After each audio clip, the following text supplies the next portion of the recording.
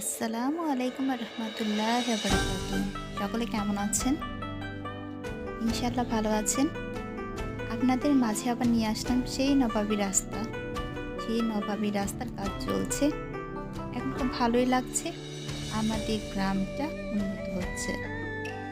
এই হচ্ছে আমাদের নবাবী সেই রাস্তা। অনেক দিন পর নিয়ে আসলাম আপনাদের সামনে সেই রাস্তাটা। হাঁটছিলাম বাজারের উদ্দেশ্যে যাচ্ছি। সামনে আমাদের মসজিদ হচ্ছে, নতুন মসজিদ, খুবই সুন্দর। আশেপাশের দৃশ্যটা মনোরম, গ্রাম বাংলার দৃশ্য তো খুব ভালোই লাগে। আমিও হাঁটছিলাম রোদ্রে, খুব ভালো লাগছে।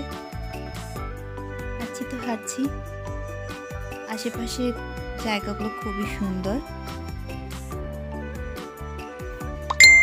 গ্রামের সেই দৃশ্যগুলো দেখতে এতটাই ভালো লাগে তা বলার বাইরে।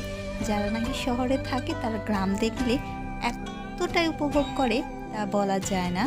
তাদের মনের ভিতরে কেমন যেন একটা শান্তি অনুভব হয়। আর আমরা তো সবসময় গ্রামের ভেতরেই থাকি, গ্রামের যা দেখি সব এমনিতেই আমাদের ভালো লাগে। ছোট ছোট বাচ্চারা এই শীতের সকালে দেখুন কিভাবে মাছ ধরছে, ওদের খুবই ভালো লাগছে, তাই না? আমার অবশ্য শীত করছে, কিন্তু ওদের শীত করছে না। তো হাঁটছিলাম, দেখুন কি সুন্দর। ধান রোপণ করবে, সেজন্য জমিগুলো ঠিক করা হচ্ছিল। এই রাস্তা দিয়েও বাইক যাচ্ছে, ভালোই। অবস্থা তার টাইট হয়ে যাবে অবশ্যই। মানে আমি হাঁটতে গেলে এতটা খারাপ লাগে। বড় ব্রিজের উপর দিয়ে বাংলা বাজার যাচ্ছি। আমাদের এই বকচর থেকে বাংলা বাজার রোড এইটা।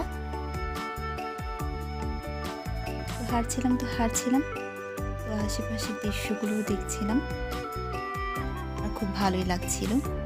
কিন্তু সামনের রাস্তাটুকু চওড়া কম হয়ে গেছে, আর রাস্তা যদি চওড়া কম হয়ে যায় সেখানে দুর্ঘটনা ঘটার সম্ভাবনা বেশি থাকে।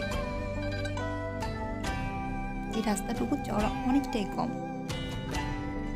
মানে দুইটা যদি গাড়ি একসাথে মুখোমুখি হয় তাহলে সংঘর্ষ অবশ্যই হবে এখানে।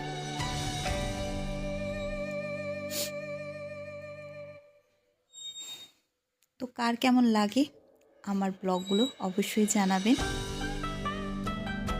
আমি অবশ্য এখন বেশি সময় পাই না বলে তেমন ব্লগ করতে পারি না, তবে ইনশাআল্লাহ আগামীতে আরও ব্লগ নিয়ে আসবো আপনাদের সামনে। তো সকলে ভালো থাকবেন, সুস্থ থাকবেন, আর আমার জন্য একটু হলেও দোয়া করবেন। তো আল্লাহ হাফেজ।